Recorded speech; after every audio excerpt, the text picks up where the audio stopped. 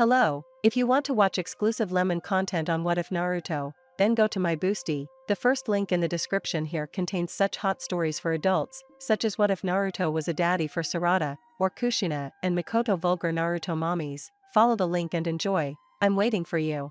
The radiant sun illuminated the village, gently gliding across the rooftops. It hadn't yet begun to scorch and mock the poor shinobi, who had to continue their missions even in the unbearably hot weather.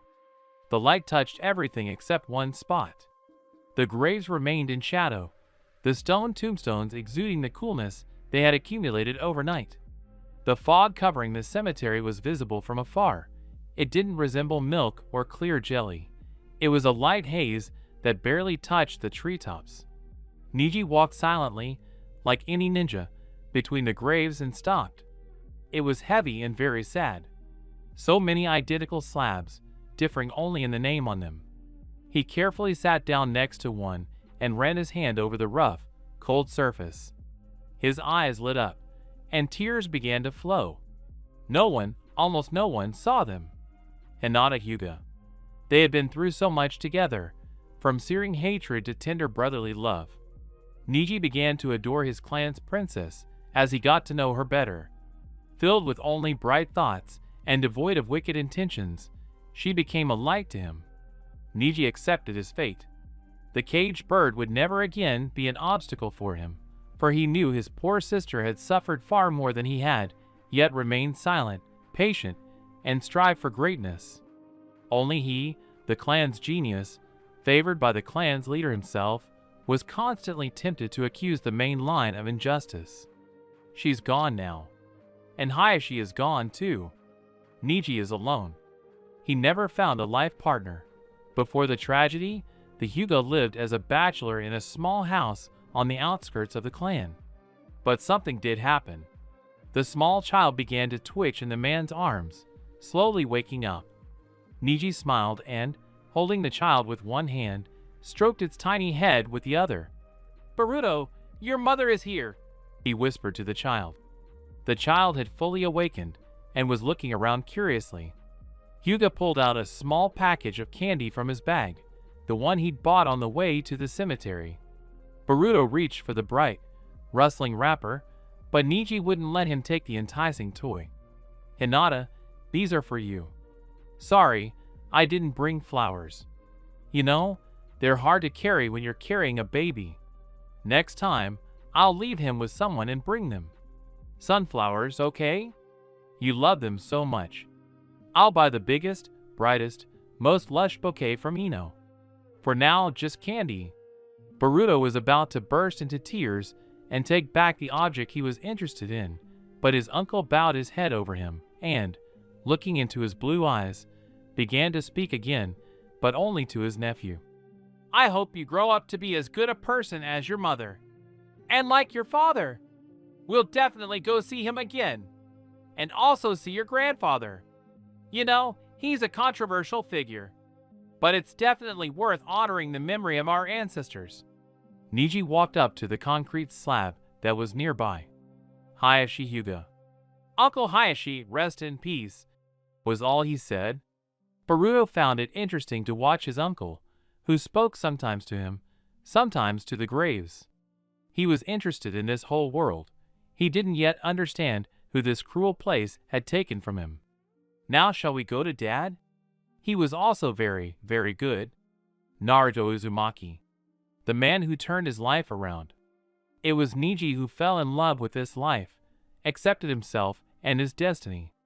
Only thanks to this restless, active, sometimes irritating brat was Niji able to cast off the cocoon in which he had hidden for so many years. And now he was here. So soon. He could tell his son so much. Teach him so many things that Niji himself couldn't even comprehend. "Boruto, be as strong as your dad. As good. As kind. In any case, no matter who you look like, you'll grow up to be a wonderful person. Just like your mom and dad." The child smacked his lips as if in agreement. The sun shifted, and the rays of sunlight fell upon the cemetery. The fog cleared, and Niji slightly unwrapped the warm shawl that had wrapped the baby. To think that he would lose his mother just a few months after birth. But he would never know what loneliness was. Niji would not allow that to happen. He would do everything to ensure that this child, born to the best of people, received all the love he deserved. Naruto! If only Sasuke had arrived in time. He could have arrived an hour earlier. Who would have thought that after defeating Kaguya, another enemy as powerful would be found in the world? I'm so sorry. You were so happy when you had a family, and your happiness ended so quickly. Isn't this what you wanted your whole life? You grew up an orphan, and now your son is the same. Don't worry, Naruto. I'll take care of him. Niji took out a package of instant ramen from his bag. Sorry, but I couldn't bring you Tuchi's ramen. I would have spilled it. When Boruto grows up, I'll definitely bring him to your favorite ramen shop. He placed it next to the grave, and then adjusted his grip on the child. Boruto, it's time for us to go home. You need a lot of sleep and food to grow big and healthy. Niji looked up at the sky. Such sunshine. But inside, he was storming, holding back all his emotions, keeping them within himself, deep down, because now he couldn't afford to be as weak as he had been all those years ago. He bore the responsibility of being the brightest ray of sunshine in this world. The legacy of the great Naruto, who never had the chance to become Hokage. It was approaching evening, and the floors in the house were already sparkling and gleaming. Niji quickly changed out of his house yukata for an outdoor kimono, embroidered with blue patterns along the hem, grabbed a small basket, and left the house. He was heading to the market to buy groceries for the week. He reminded himself not to forget toys for the baby, as he had very few in his house. After all, the burden of caring for Boruto had fallen on Niji's head. He wasn't exactly sure how to deal with children. Hyuga knew Hinata was exhausted from constantly caring for a newborn, but he couldn't have imagined what awaited him even in his wildest dreams. It was like a terribly difficult, stressful, energy-consuming mission where you weren't even given time to rest properly. Constantly getting up, checking on him, keeping an eye on him, keeping him occupied, tucking him in. Only on the last day of the week could Niji relax and take a leisurely stroll through the Konoha market. Yesterday had been the most stressful day of all, as he was caring for 2 toddlers at once. Rock Lee had arranged for him to be dropped off.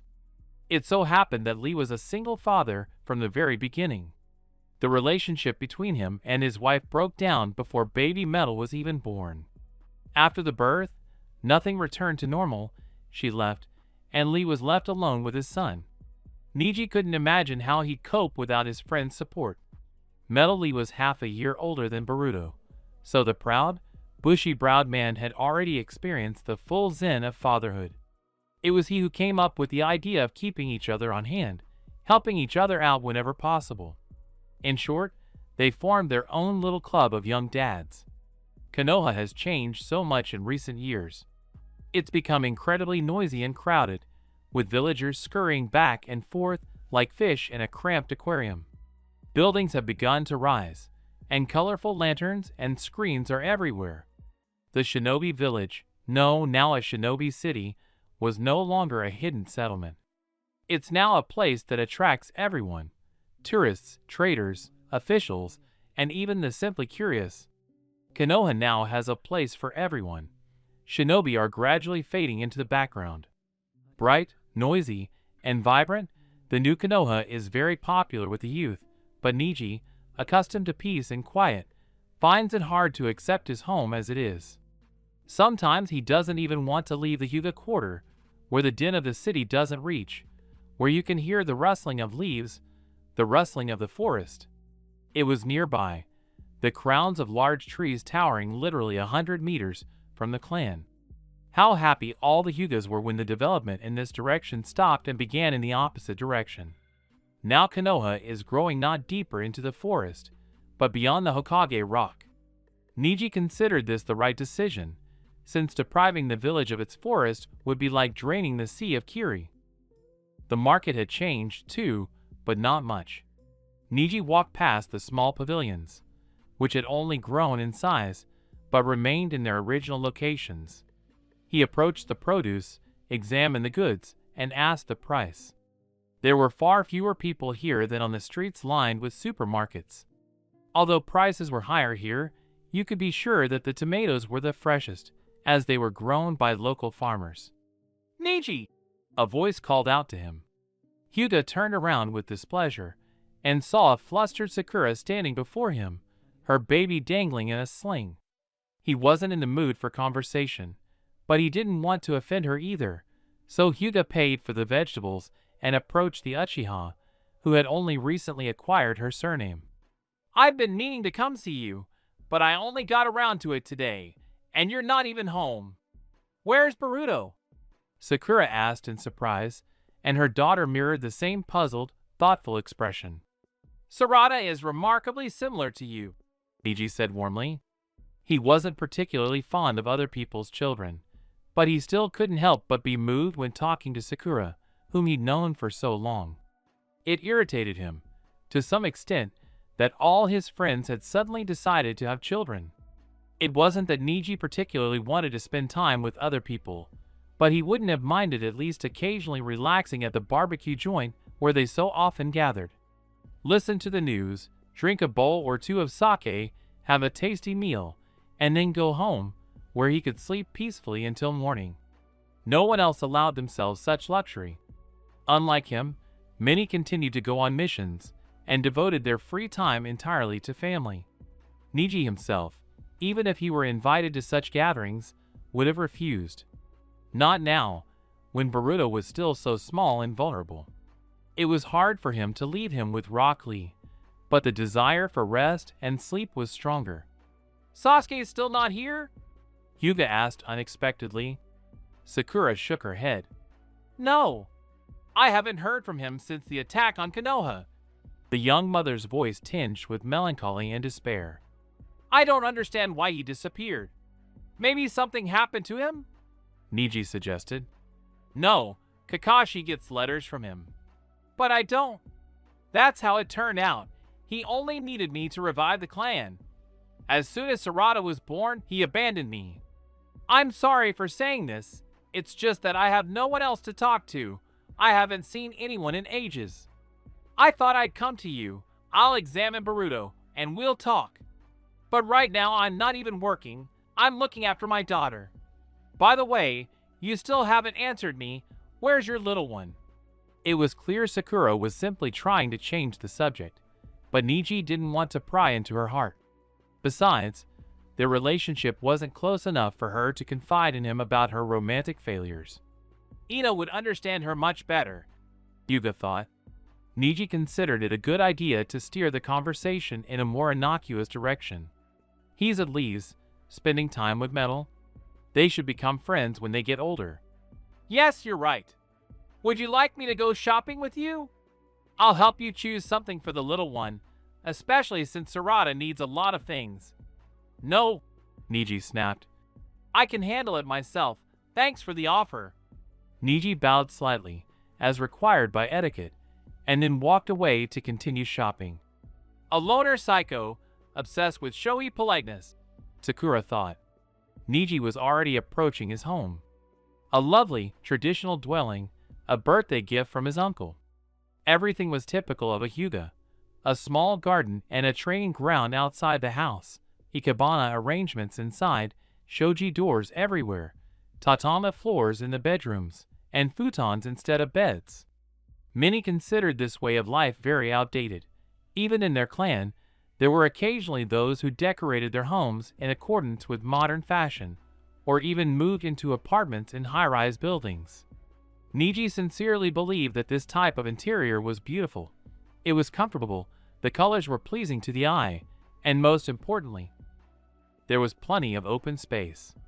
Some, seeing the traditional style, imagined it as the home of some old man who didn't understand modern technology. Despite his old-fashioned tastes, Neji furnished the house with almost the latest technology.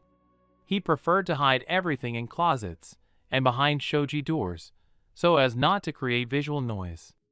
Neji's psychological comfort has always been important to him. The house was tidy, clean, and quiet, but not for long. In 2 hours, Boruto would be back, and hello again, chaos. It's hard being a parent. This story began peacefully enough. Boruto was taking his first steps, and Niji was delighted and incredibly proud. Even the usually calm Hyuga was showing everyone his wild joy, and his album was filled with photos of Boruto. First he was walking, and then he was running wildly around Niji's modest house, destroying everything. The vases with his favorite ikebana had to be removed because the walking hurricane had already broken one. The child's toys were scattered all over the house. Niji, already unaccustomed to the work of a shinobi and the need to be on guard, was constantly stepping on funny duck rattles, brightly colored blocks, and, in a lucky case, a stuffed panda. Incidentally, Niji genuinely hated the child's toys, which he tried not to show, approving of his nephew's choice. When Boruto was younger, Hyuga might have chosen things for him in calm colors. He played with toys made of wood and fabric, whose minimalist design pleased Niji, and all the child's clothes were monochromatic, white, beige, and black. Now Boruto could choose his own items from the store. His attention was drawn to the brightly colored alien animals, squeaking and rattling, educational, toys, and the wide variety of different blocks. Bright pink, crimson, and acidic colors began to predominate in clothing, colors that made Niji want to faint just by looking at them. But he endured. He gritted his teeth and paid for the item he'd chosen. Boruto was happy, settling down to sleep cuddled with his new purple plush monster with 3 eyes and a mouth that was definitely larger than the rest of his body. For his nephew's happiness, Niji tolerated all this chaos in his home. But just when he'd gotten used to the fact that the floor of his house was like a vast clearing of explosive tags, a new problem arose. Boruto had started trying to feed himself. Today was his first attempt. And today, for the first time in his life, Niji's eye twitched. Delicious applesauce was everywhere. The high chair, the floor, the walls, Boruto himself, Niji, everything was covered in it. And he'd only turned away for a couple of minutes to put rice on his own plate. "Why on me and not in my mouth?" Niji asked himself. It would have been so much easier to feed his nephew the usual way, with his own hand and a spoon, but that wasn't right. He needed to teach him how to use a spoon. He was already an adult. At that most awkward moment for Niji, there was a knock on the door. He cupped his hands and breathed calmly for a few seconds, listening to the child's animated babble. He managed to calm down a bit and regain, at least a shaky, balance. Niji changed while the guest continued to knock. Finally, he opened the door and saw his little sister, Hanabi, standing before him. "Oh, really? What were you so busy with? Were you sleeping? That's what laziness does to a shinobi." "I wasn't sleeping, Hanabi. It's good to see you." Niji bowed slightly to her in greeting. Hanabi ignored it. "What did you do then? You haven't gone on missions in years. You've gotten lazy. I can tell from your yukata that you've been sleeping. It's all wrinkled." Niji looked down at the clothes he had put on in a hurry. Yes, they were indeed wrinkled. "You know perfectly well that I don't go on missions not because I'm lazy, but—" "I know perfectly well you're pretending to be sick." Hanabi interrupted him. "Oh, I'm so poor, so miserable. I hurt so much. I'll never be a shinobi again. Seriously, stop this nonsense and get down to business." Niji placed his hand on his chest. Hanabi hadn't seen everything that had happened in the war. He was one step away from death, saved only by a miracle. Injuries that were hardly compatible with life. As a result, he can no longer be a shinobi. No, Niji hasn't lost the ability to control chakra, perform techniques, or use clan taijutsu. He can still do that, but if he overexerts himself even slightly, a terrible pain tears through his chest and his legs give way. His heart threatens to stop. His lungs refuse to breathe. He's short of air. His strength is rapidly ebbing. His consciousness is fading. Niji tried to train, tried to rejoin the ninja ranks, because they were so needed to rebuild Konoha. It was all in vain. Niji didn't want to argue with his sister, who was already the head of the Hyuga clan and 7 years his junior. So he simply sighed wearily. Is that all you wanted to say? No, I didn't come here to teach you about life, although I should have. Why are you addressing the clan head so familiarly? How did they let her run the clan? She's just a child. She's just playing around. I'm sure the elders are ruling for her. Niji thought discontentedly. For the first time in his life, someone in the clan had called him out on rudeness, even though he'd always been a model of behavior, the kind of person one could write etiquette books on. Niji always addressed members of his own family with far less formality. Even Hayashi, who had been the clan head for many years and had been raised in much stricter traditions, allowed him to call him simply, Uncle. My apologies, Hanabi-sama. Do you expect me to address you like that? Ever since we were kids, I've simply called you Hanabi. You've always been my respected younger sister from the main house. I never imagined you'd ever expected me to show you common courtesy. My apologies. Niji bowed to Hanabi again, this time lower, showing his respect. However, both Hyugas understood that Niji was simply mocking his sister, who had gotten carried away. You're such a bore. I didn't even know you could get on my nerves like that. Niji chuckled, crossing his arms over his chest. It was odd that she hadn't noticed, considering he'd lived in Hayashi's house for almost 17 years, meaning they'd spent most of their lives under the same roof. A shriek erupted from the room. Boruto was in hysterics. Niji immediately forgot about Hanabi and rushed to his nephew. Nothing terrible had happened.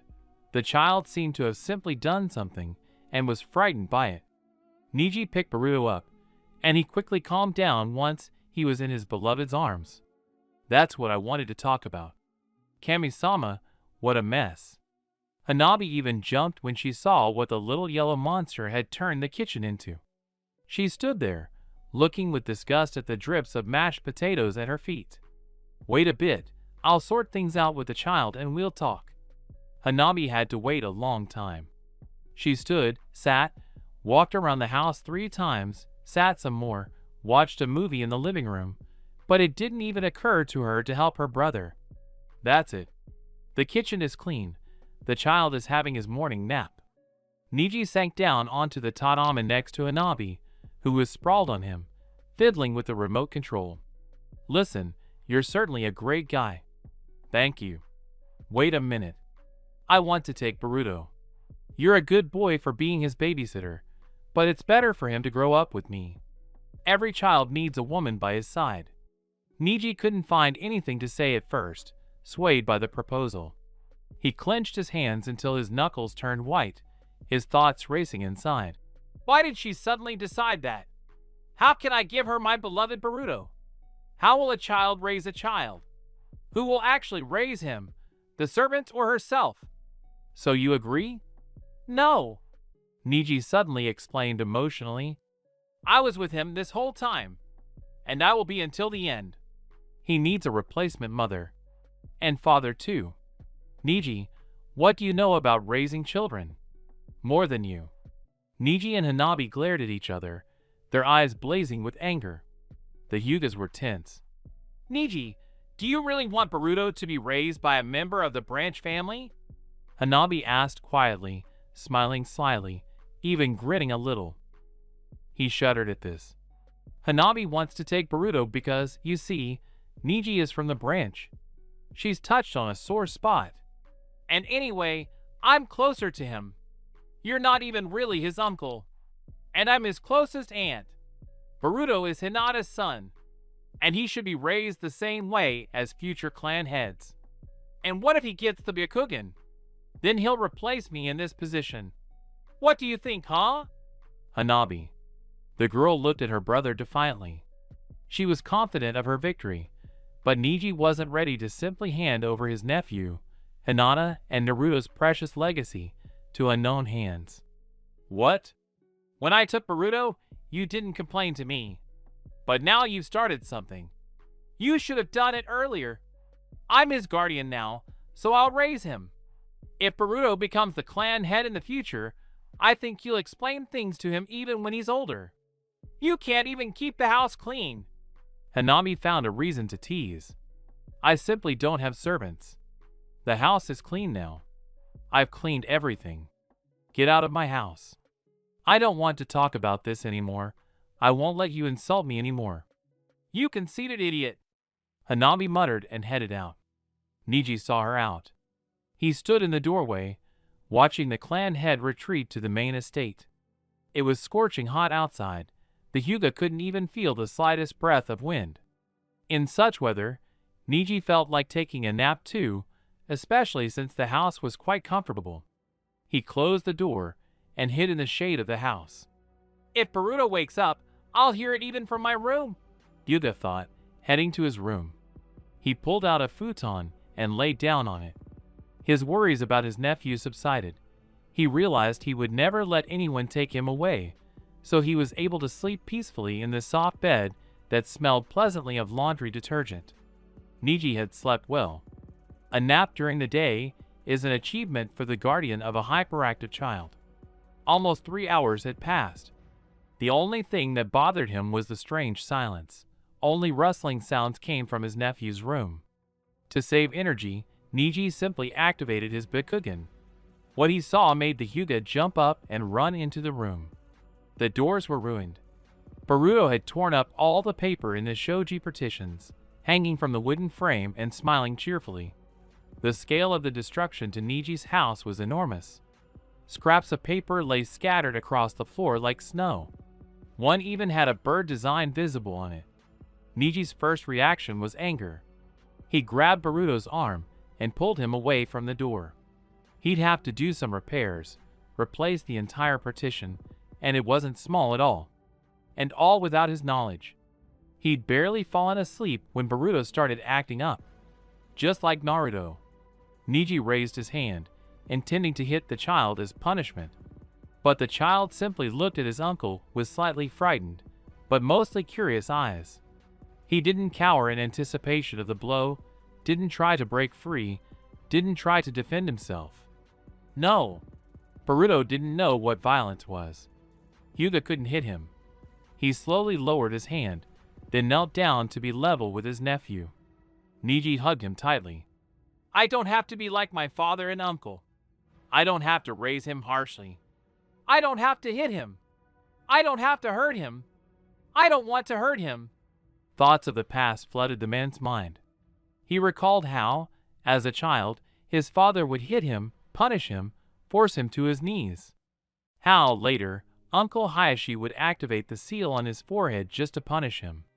He rolled on the floor, clutching his head and begging for mercy.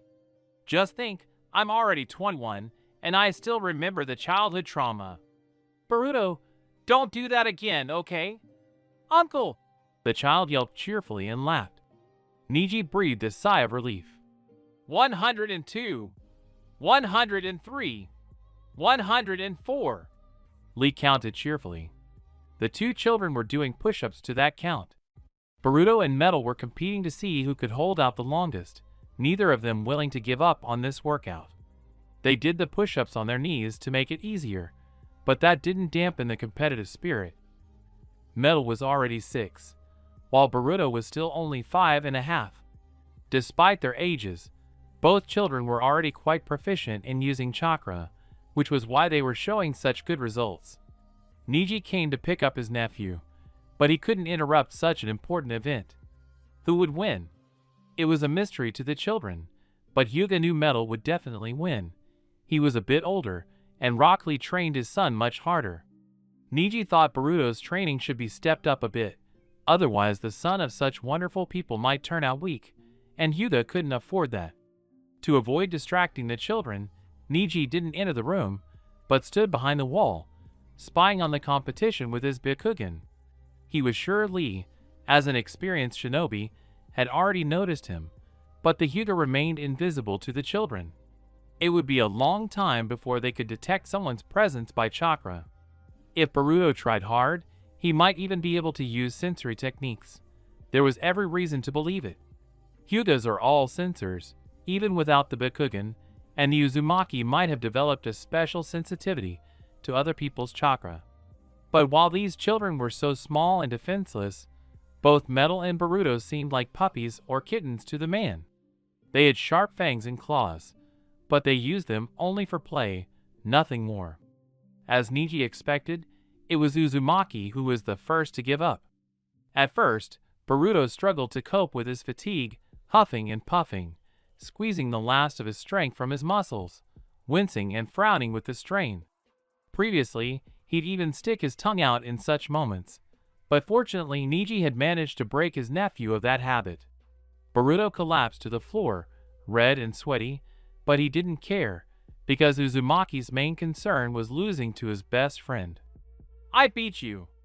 Metal exclaimed excitedly, jumping up.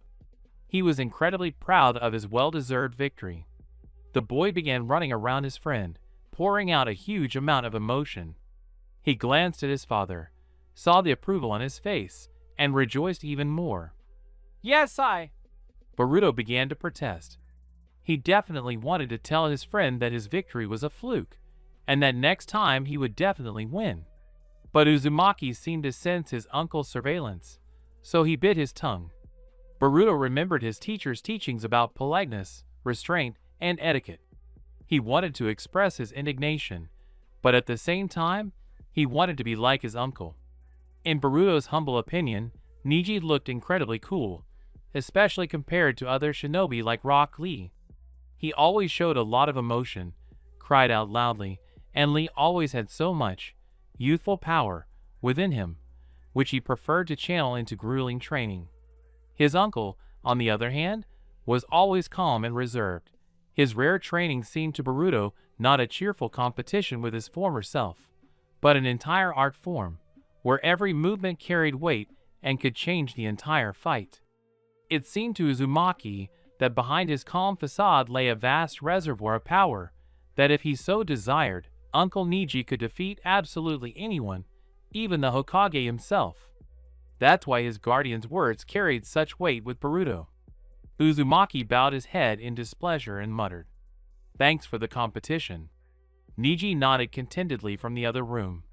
He was constantly nurturing his nephew, instilling in him the rules of etiquette. Naruto's kind, yet fiery and unpredictable nature, if properly nurtured by the clan, would become a true Hyuga gem. He might not belong to the clan, but his mere existence would influence them all. Boruto would become a very powerful shinobi, one who would one day protect Konoha, and perhaps even fulfill his father's dream of becoming Hokage. Niji finally entered the room. Boruto immediately ran toward his beloved uncle, squealing and screaming, but, as usual, he was met with an outstretched hand. "Boruto, calm down," Niji told him sternly. He's still a child, Hyuga told himself, but he needed to instill restraint in him now. He was torn between letting the boy express his emotions and shaping him into a well-behaved young man in the future. Sometimes Niji felt like he was breaking his nephew, following only his own principles while ignoring the child's needs. Every day, Hyuga asked himself, "Am I doing the right thing? Am I a good parent? Will I be able to raise my nephew to be a worthy shinobi?"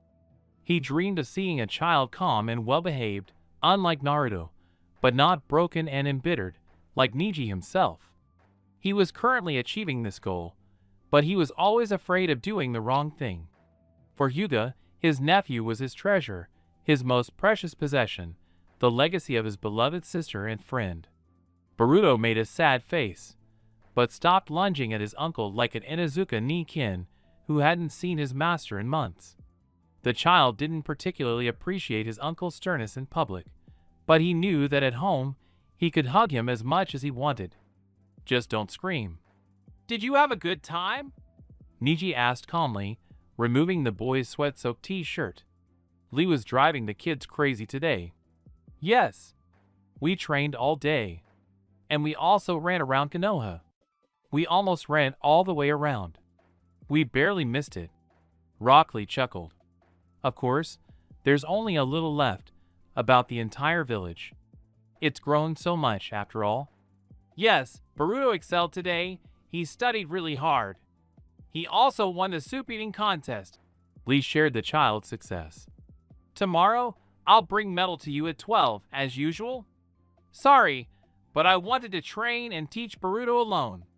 I don't have much time during the week, So we'll skip this Sunday, is that okay? Lee thrust his hand out in a sharp motion, giving a thumbs up. No problem. Good luck, Niji. Hyuga nodded to his friend. Rock Lee is so understanding and reliable, Niji thought. Lee was the only one he truly trusted his nephew with, and never worried about. Rock Lee always kept a close eye on the children, devoting all his free time to them. The little ones gravitated toward him, to his eternal positivity and energetic nature. That's why he chose the profession of sensei. Lee currently works at the academy, but in a couple of years, he plans to become a teacher for one of the Genin teams. Niji is confident he will make a wonderful mentor, just like Guy Sensei. Sometimes annoying, but a truly amazing man who not only accompanied them on missions, but also trained, taught, and mentored them. The boys were upset when they learned they wouldn't be able to play and train the next day. Boruto and Metal had been close since birth. They were best friends. And overall, Niji liked it that way. They were both active little kids, constantly running amok, and at nap time, they'd collapse and sleep like crazy. They always had common topics of conversation. They supported each other. They understood. In moments like these, Hyuga always thought of Sasuke. Naruto and Sasuke were best friends. Naruto valued the Uchiha because only he could understand his pain, but how different their friendship was. It was more like Naruto was simply friends with Sasuke, while Sasuke wasn't. They were simply united by their shared plight as orphans. The two always stood together against different opponents. Niji sincerely believed the Uchiha's departure was inevitable. It was a shame he couldn't understand this sooner, explain everything to the Uzumaki, make it clear they shouldn't touch Sasuke now. Although, it must be admitted, Konoha itself is to blame for his departure. Hyuga had confidence in Metal. He was a good boy, who would be just a normal kid, and then a teenager. He and Boruto would enroll in the academy together, study, sometimes get into mischief, but they would definitely graduate. The boys would become Genin, talk between missions, and when they were older, spend time over a cup of sake on weekends. Niji sincerely wished for such a friendship for his nephew. Someone who would help him in times of need, but also someone he could simply have a good time with. Niji understood that Naruto would likely try to set his son up with Sarada, his best friend's daughter, but Hyuga couldn't bring himself to even let Boruto hang out with the girl. He had once harbored a strong antipathy towards Sakura. She was never a bad girl, she just had a hard time understanding friends. She had a happy family, a lot of freedom, but her mind was full of nonsense. They were all children, but each Genin was striving to become stronger for their own goals: revenge, recognition, not letting down the clan, and protecting their families. Niji didn't know why Sakura had entered the academy. Once upon a time, when they were children, Hyuga couldn't stand the whiny girl who boasted about her academy knowledge, beat Naruto, and yet was sometimes helpless. Much had changed. Sakura had long since grown up and found her place at the hospital, where her knowledge was valuable and in demand. Now Niji had to work side by side with her, so he got to know her better. The newly minted Uchiha turned out to be a very pleasant person. Kind, sympathetic, positive, those were all characteristics of Sakura. Hyuga constantly turned to her for advice, and during breaks they could chat about all sorts of nonsense. But the mere thought of his nephew interacting with Sarada, who reminded him of the same Sakura from their childhood, immediately made him feel queasy. When Boruto entered the academy, he wouldn't have the right to dictate who he could be friends with. And if his little one decided Sarada was a suitable candidate that she could be his friend, then so be it. He would have to learn to recognize his surroundings, interact with people, and distinguish between good and evil. Niji wouldn't interfere, only support him. But now, while the Hyuga could still decide, he would prefer to take Boruto to Rock Lee, where he would be sure to be at peace and assured of his nephew's safety.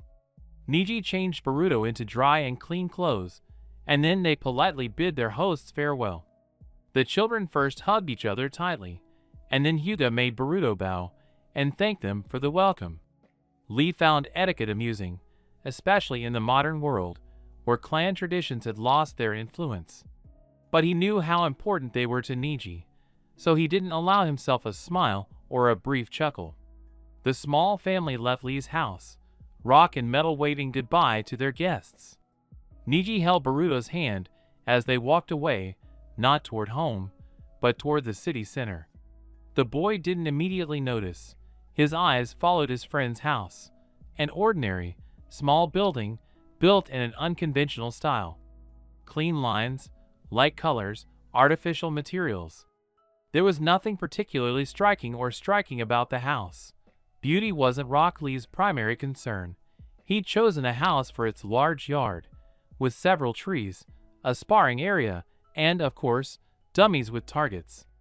Boruto wished he had a yard like that at home. He could play there every day, hide in the bushes, climb trees, or practice throwing children's kunai. But unfortunately, his uncle's yard had only a small area on bare ground, and in the corner, near the fence, stood a tall stump wrapped in straw for practicing his soft fist punches. This is roughly what all the Hyuga houses looked like. As Niji and Boruto walked out onto the busy main street, Uzumaki finally asked, "Where are we going?" "I'll explain everything to you later. First, we'll go to Yamanaka's."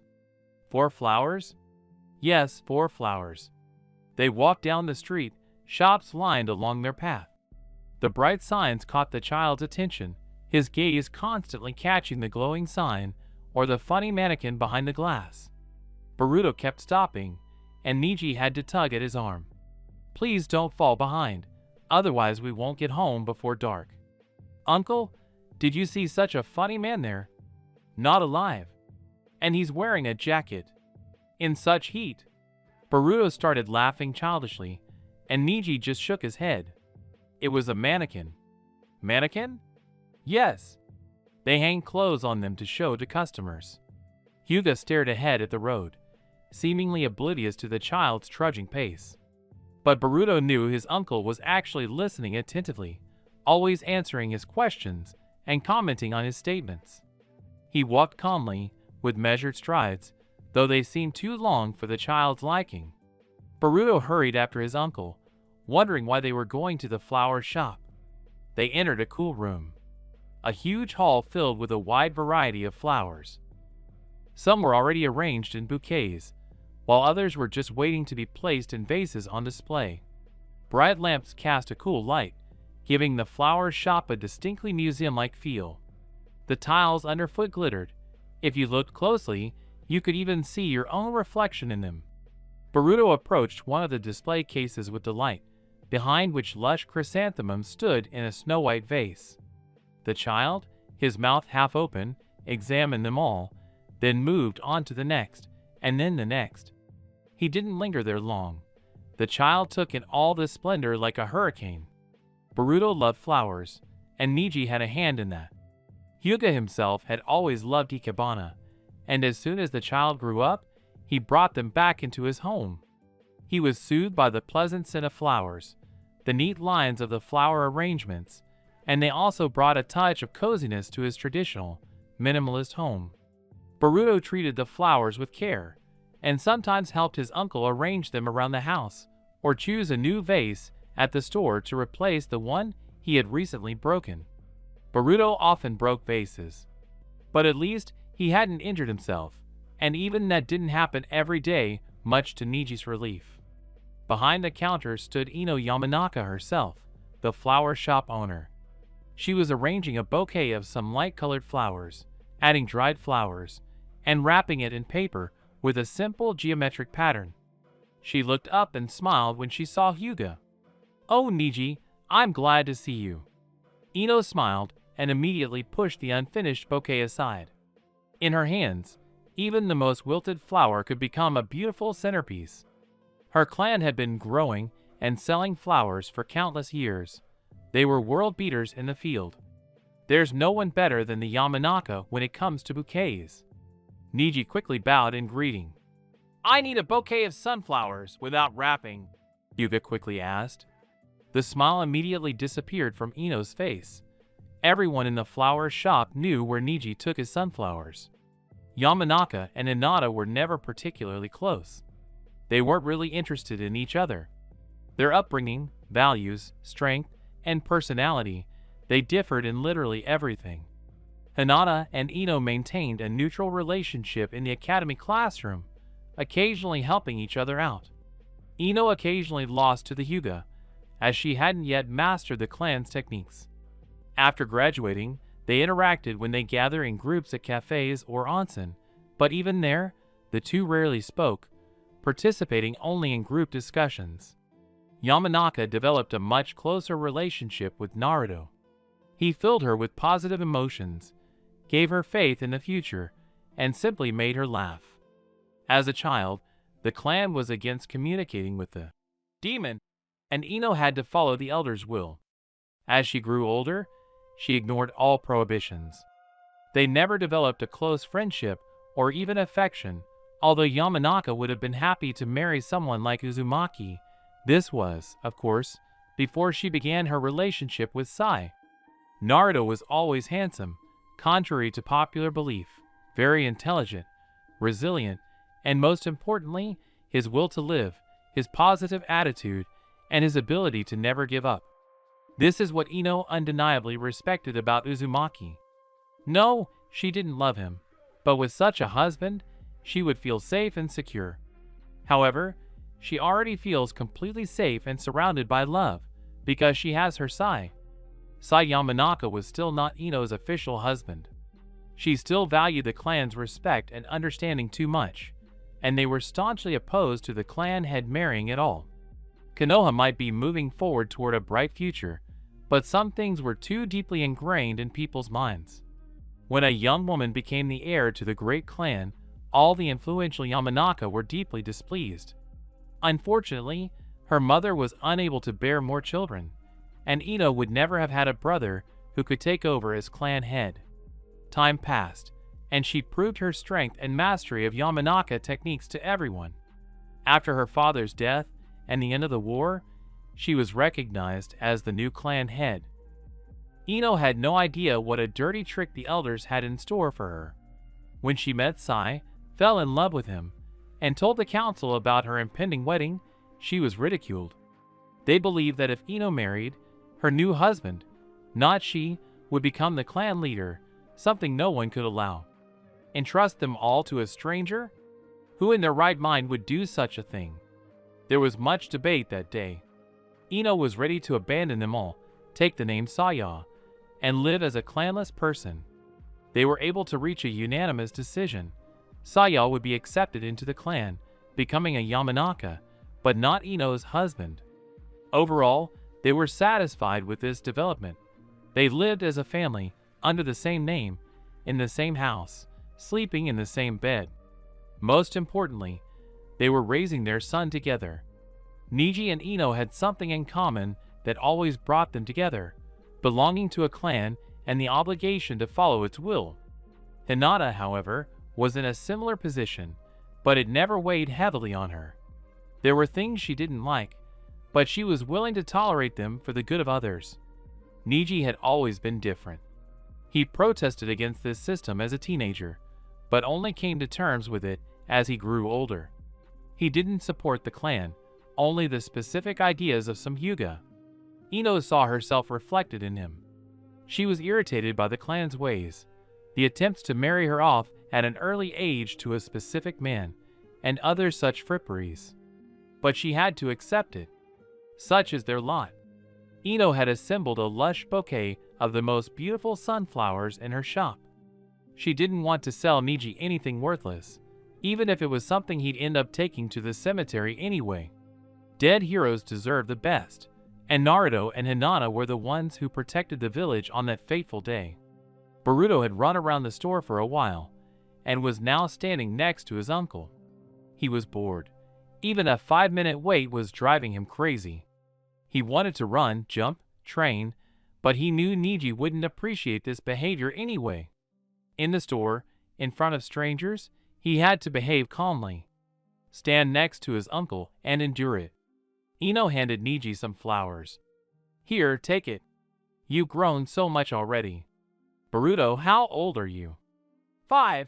The boy answered calmly, but his whole face lit up with pride. He's so grown up already. Ino smiled and offered the child a candy. Uzumaki thanked her and gave the treat to his uncle for safekeeping. This made Yamanaka giggle endearingly. Niji handed the woman the money, and with a quick flick of her neatly manicured fingers, she counted out the change, which Hyuga tucked into a small leather wallet immediately after collecting the sunflowers. "Thank you, come again. And be sure to come visit and play with Inogen." "If there is an opportunity, definitely," Niji answered. He took his nephew's hand, and they both said goodbye to the shopkeeper and left. It felt very hot outside after the pleasant cool of the flower shop. Niji lowered the flowers and hurried toward the outskirts, holding the child's hand tightly. The sun was already setting. He needed to hurry. Boruto started telling his uncle something about the flowers he'd seen at the Yamanaka's. The Hyuga listened silently, and finally said a few words about which flowers he'd liked. In truth, Niji hadn't even looked at any of the displays. He couldn't even remember what was there besides Ino and the sunflowers, but the man couldn't think of anything else to say to his nephew. They reached the cemetery quickly. Unlike the city center, it was predictably quiet and peaceful. The treetops were covered with green, lush leaves that rustled softly in the wind. Tombstones towered above the young grass, and here and there the shadows of cats and other animals living nearby flitted.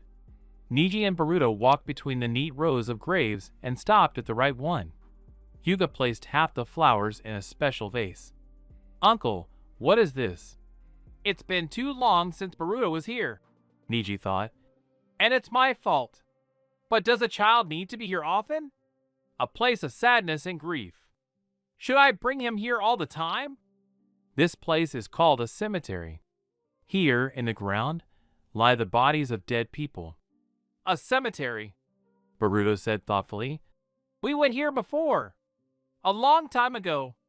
"Yes, we used to come here together, a long time ago. I think we'll come here more often now."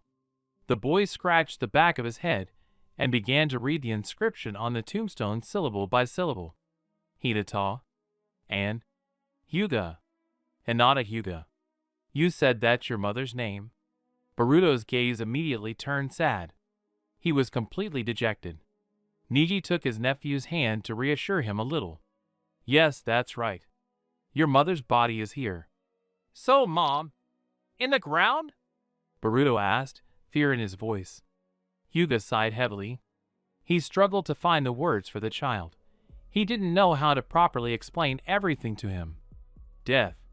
Boruto might still be a child, but he absolutely needed to understand what it was, because only then could he appreciate his life and the lives of his loved ones. "Not exactly. Every person, you and I, we're more than just a body. Our physical shell is filled with many things, feelings, emotions, attachments, chakra. After all, we all consist of two parts, the body, what can be touched, and the spiritual, which can't be seen or touched, but can only be felt." "And there is only a body here?" "Yes, only the body is here. The soul, which contains all spirituality, goes to the pure world. No one knows what's there, but it's definitely a wonderful place." They were silent for a moment. Niji silently addressed his sister, asking for her support in raising her son. He let Boruto take in all this information and digest it. The little boy stood, clutching his uncle's hand tightly, examining the engraved name of his mother. He felt sad because many had mothers and fathers, while he only had an uncle. He always knew he was loved, but sometimes he missed having family around him. "So to see my mother, I have to die?" Uzumaki asked, completely serious. Niji felt a jolt of shock, so taken aback by his nephew's question.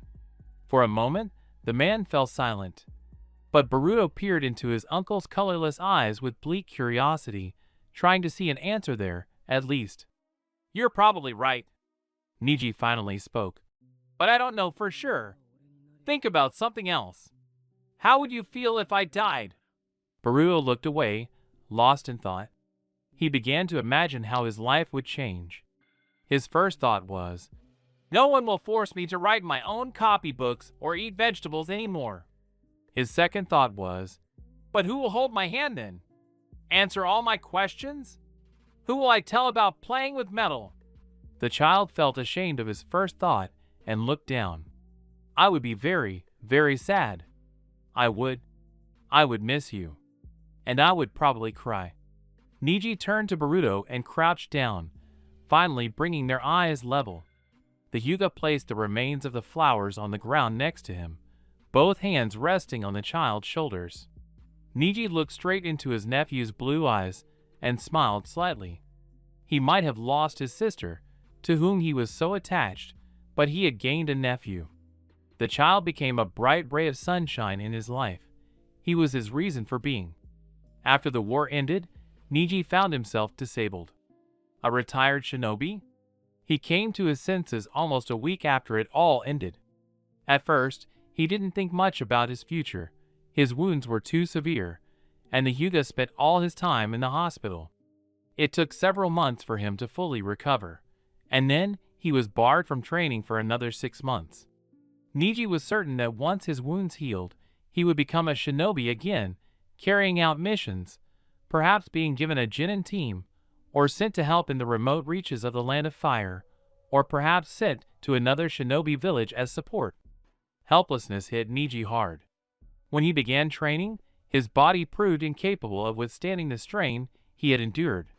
The Hyuga instantly went from being a genius of a great clan to a mere cripple. There had been many like him since the war.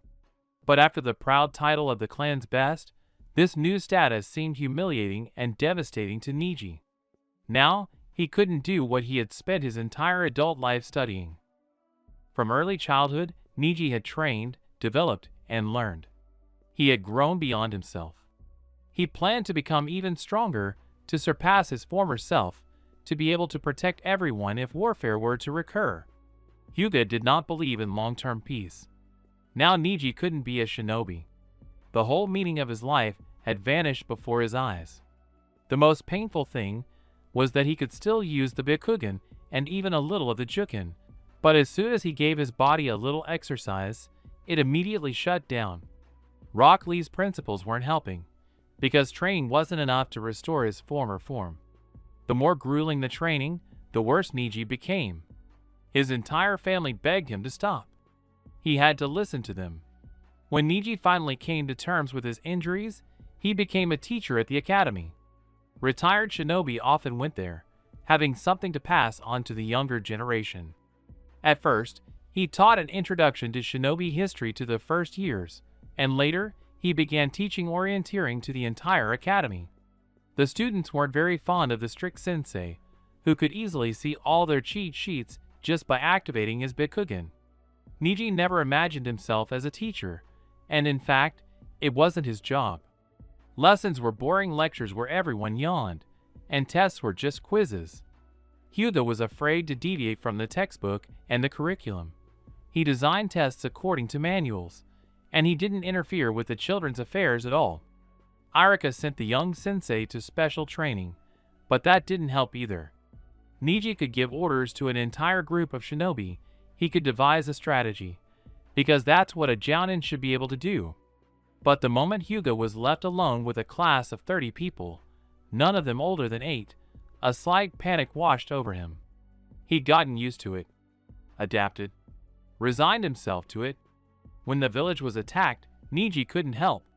He did everything he could, leading the class to safety and helping the other teachers do the same.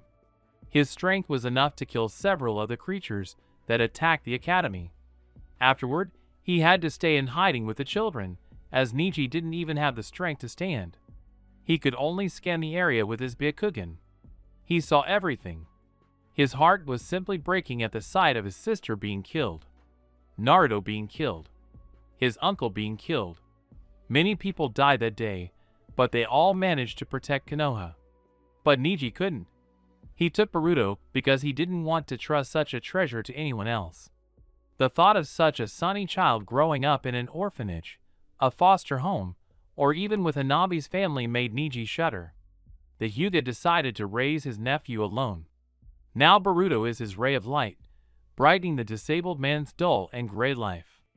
Niji decided that he survived the war and the attack only because it was his destiny to care for Boruto. After all that had happened, the Hyuga had firmly understood fate does exist, and some of its currents can be changed, but some events are inevitable. He once considered Naruto a failure, calling it his destiny, though in reality, Naruto was destined to save everyone, even before he was born. In any case, no matter how the world works, Niji will do everything in his power to raise and educate his dear nephew. For the first 2 years, Niji looked after the baby full-time. He couldn't work at the academy, and he didn't want to return. For a while, Konoha paid him child support and disability benefits. This new program supported shinobi who had experienced such shock, still recovering from the horrors of war. As soon as Boruto turned 2.5, he enrolled him in a shinobi kindergarten. Such institutions had been established after the war, as too many families had lost their breadwinners, and the village couldn't always count on money. After working at the academy again for just 6 months, Niji realized there was no need to torture himself or the poor children who nearly yawned during orientation lessons. He approached the school's principal, Irika-sensei, asking for a character reference and advice. Just then, Tsunade-sama, who was scouting the academy for gifted children, entered the principal's office. She wanted to recruit them for special training at the hospital. There was a severe shortage of medics, so the decision was made to expand the training, starting at the academy. Niji and Tsunade struck up a conversation, and Hyuga was hired at the hospital. At first, he simply worked alongside other doctors, observing their actions and using the Byakugan to help examine patients and then make diagnoses. Niji was then able to learn Shosen, which came easily to him, as Hyugas have always been renowned for their excellent chakra control. While he would never reach the level of skill afforded to medics who trained from childhood, his assistance was invaluable to the hospital. Shosen didn't require much effort, so Niji was able to perform treatments without risking himself. Hyuga Niji has now become the hospital's best diagnostician, thanks to his special dojutsu. Tsunade-sama and Sakura appreciated this use of the Hyuga's eyes, so they began actively encouraging his other clansmen to get jobs at the hospital. All in all, Niji's life has improved. He may be saddened by the deaths of those he held dear, but now, 5 whole years later, everything is fine. And he has a little son of his own that he absolutely cannot bear to lose. "If you were to die, Boruto," Niji spoke, not taking his eyes off those soft blue eyes. "Or even if you don't die, but just something happens to you, I'll worry. I'll feel really bad. That's why you shouldn't just think about yourself. We know nothing about the pure world, but we do know one thing. We're still needed by the people who are here, who still walk this earth. Will you cry if I die?" Boruto tilted his head slightly, showing genuine curiosity. "Yes, I'll cry," Niji admitted honestly. "Did you cry when your mother died?" "Yes. But shinobi aren't supposed to cry. Especially not someone as strong as you." Boruto protested loudly, throwing his hands up. Niji smiled, his smile bright and gentle. He ruffled his nephew's hair. "Boruto, emotions aren't bad. You can cry if you're hurt, laugh if you're happy. Understand, you don't have to forbid yourself from feeling. You just have to avoid showing others what's going on inside you. That's exactly what I'm teaching you. So, I can only cry when I'm at home with you?" Uzumaki clarified. "Yes, that's right. There's a lot of good in the world. A lot of bad. You have to live for some people. And other people can take advantage of your weakness at any moment. Stab you in the back when your soul is hurting. Do you understand me?" "Maybe." "Well, that's good." Niji stood up and took the boy's hand. "Let's go take the flowers to your dad, and then we'll go home. It'll be dark soon." "Uh-huh. Uncle." Niji immediately looked at his nephew. "Were your mom and dad good?" "Yes, don't doubt it. They weren't just good, they were the best people in the world." Hyuga raised his eyes to the sky. The last rays of the sun fell on the man's face, and he looked at the floating yellow clouds and asked fate for only one thing, that Boruto's path would not be as difficult and complicated as the paths of his family. Commentary on Chapter 4. Bouquet of Sunflowers. Here's the new chapter. It's a bit long, the longest I've written as a fanfic writer, but it reveals a lot of interesting moments for me. This fanfic is an AU for me, and I'm showing you my take on the characters. P.S. Thanks to everyone who writes reviews and uses PB.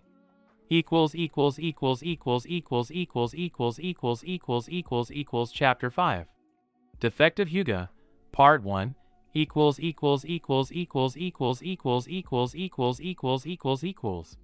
Commentary on Chapter 5. The Defective Hyuga, Part 1. Hello everyone, I'm alive and well, I think. I've been traveling a lot this fall, so I don't check in here often. I wrote this chapter. It's not perfect, and I've already noticed some errors myself, but I don't have time to actually write it. I've got a bus in an hour, and then a flight to Moscow. And from there, a train to Simferopol. I'd be happy if you could mark any errors in my personal blog post to make it easier for me to edit. When I get back, I'll immediately start writing the second part of this chapter. I decided to split it into 2 parts because I physically don't have time to finish it. But I really want to publish something, especially since this half is long enough. Wish me luck. Enjoy reading. That day, Niji had to wake up at 5 in the morning. Outside, fog rolled in, and the sun was hidden behind clouds blanketing the sky. It looked like it would soon start to drizzle. The house was chilly, and he didn't want to get out of his futon. Niji rolled over and pulled the blanket over his head. All the Hyuga wanted was at least a couple more hours of sleep. But that was an unheard of luxury for him. Top, top, top. Bang, bang, splash, clink. Top, top, top. Whoosh. Shir, shirk. Whoosh. Top, top, top. Bams. The closed doors were no help at all, and Boruto stomped from one room to the next. Sleep finally left Niji. He sat up, his still long hair falling over his face. His chest tightened uncomfortably, and he began to cough. Injuries sometimes take their toll. The child stomped past Niji's room once again, stomping and snorting. Niji knew perfectly well why he was on edge. Today was the last day before entering the academy. Tomorrow Boruto would become a full-fledged student and begin his own path as a shinobi. Even Niji was a little excited about this event. And there was a lot to do today. For example, buying everything for school, having an important conversation with the child, and then urging him to go to bed early. The plan was heavy. The Hyuga would likely collapse from exhaustion after all this activity, while Boruto would continue to bounce around the house, unable to stop himself from happiness. Overall, Niji was glad that for the child, this was just a game for now, that the shinobi profession was just a cool status symbol. He didn't understand what it meant to be a ninja from a hidden village. He would understand when he was older, but for now, Hyuga wished only one thing for his nephew, to see this world as a bright, joyful place until his very last breath. Niji understood that when rose-colored glasses shatter, it hurt greatly, but memories of happy times inspire aspirations and give hope. Niji rose from the futon and began getting ready. He put the bedding away in the closet, combed his hair, and braided a loose braid. The Hyuga remained incredibly calm on the outside, but inside, a hurricane of emotions raged. He worried about his nephew as much as any parent worries about their child. Niji put on a dark gray kimono and left the room in it.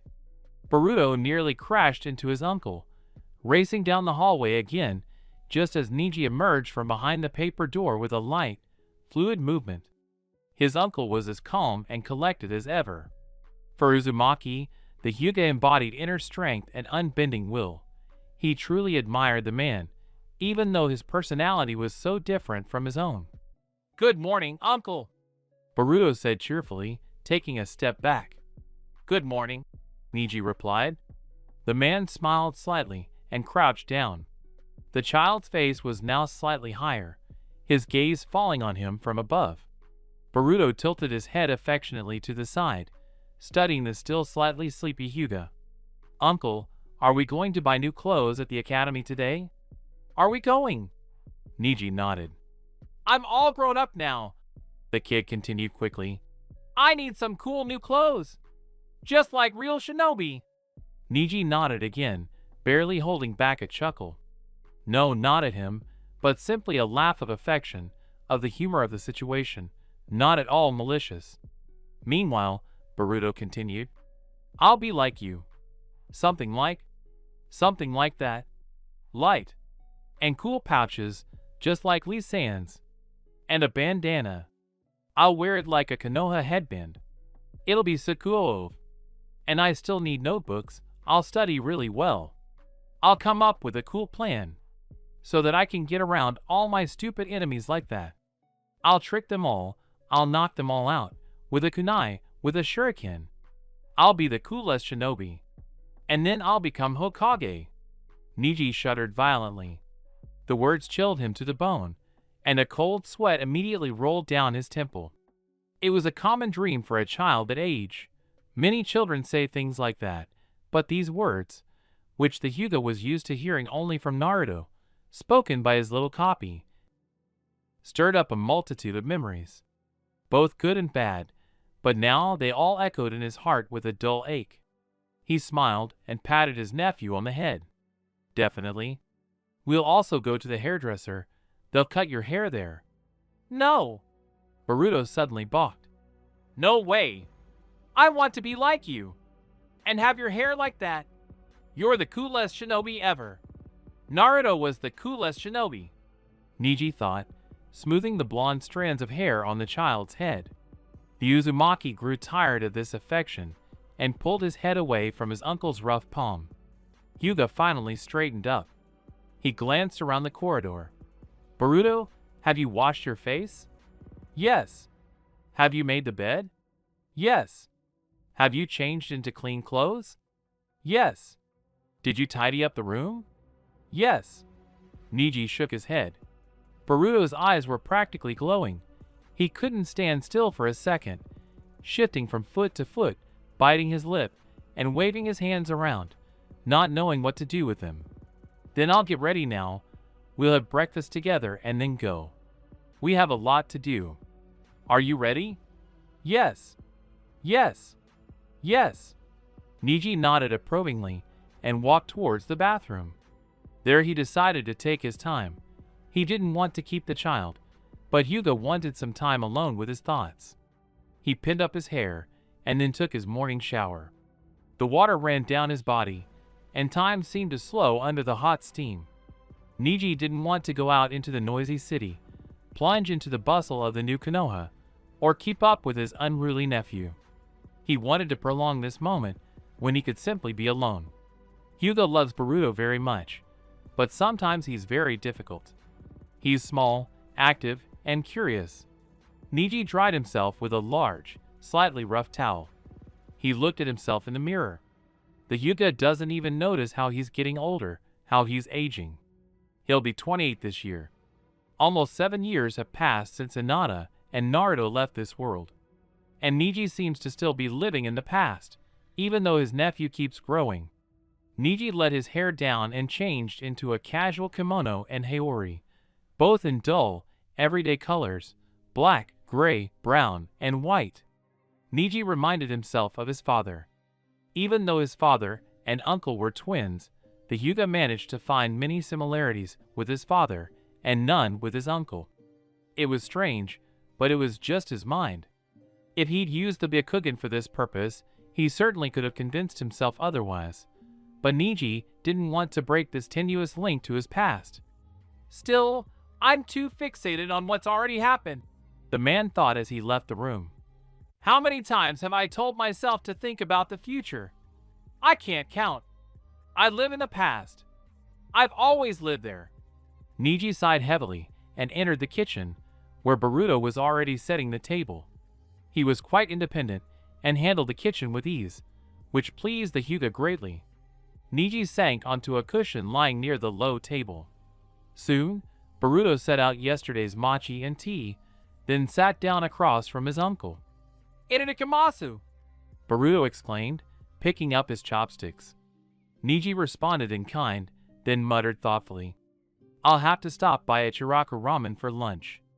"Oh, what is this? Where is it?" Hyuga realized that he had never taken his nephew there, and he wanted to slap his past self as hard as he could. "This was your father's favorite place, and it's not very far from the academy, so we really can stop by." "Cool. Is there mochi there? And dango? And minsu?" "I don't know. I think it's only ramen."